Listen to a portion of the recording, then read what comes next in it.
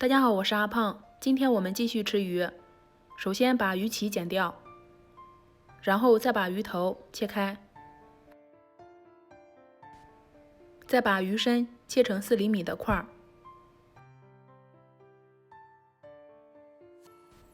然后中间再对半切开。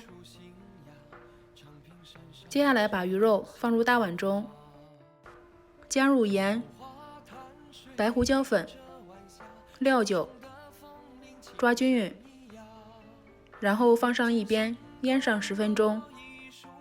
接下来调个料汁，加入3勺白糖、4勺香醋，如果醋太酸的话，就加入4勺白糖、4勺醋，比例是1比1。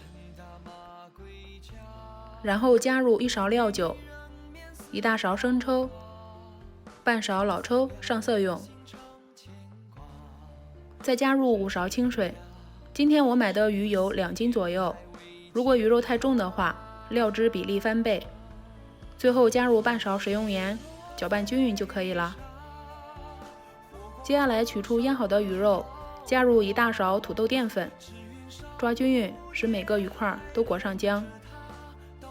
先把锅烧热，然后倒入凉油，多倒一些，放入鱼块，开中小火慢慢煎，这样做可以使鱼皮不破。